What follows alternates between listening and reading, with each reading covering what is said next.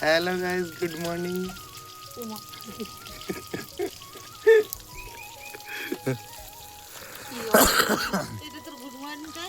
তা কটা বাজে? গুড মর্নিং হবে না? আমাদের ঘরে রান্না হচ্ছে এখন শোল মাছ। শোল মাছ তো না, শোল মাছের টক হবে আজকে। আমার বাবা বলছে শোল মাছের বিচি হবে।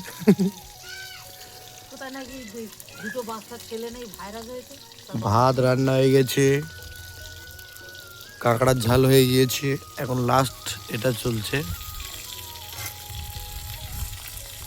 কত তাড়াতাড়ি রান্না হয়ে গেছে সব। দাদা তো কতবার বলতেছে ও মা দেখো কি guys। বলে গেছে, ও মা কি বলে গেছে। ও মা একটা ভাজা মাছ দেবে কি? দাদা মা কার বলে কি বলে? ওই তুমি বলে গেছে সব শুনে নেছে, শুধু পর বলতেছে কি বলে গেছে বাবা।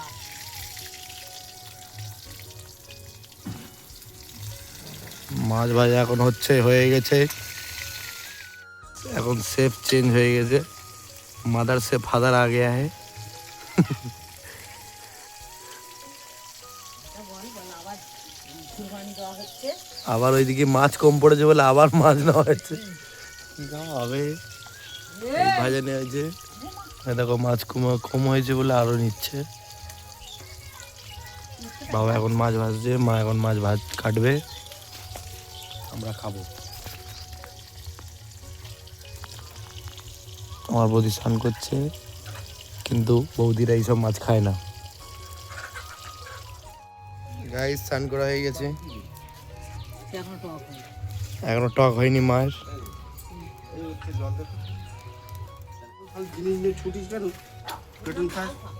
होममेड सैलून, फादर अभी दाढ़ी काटेगा। বুড়ো হয়ে গেছে বাবা।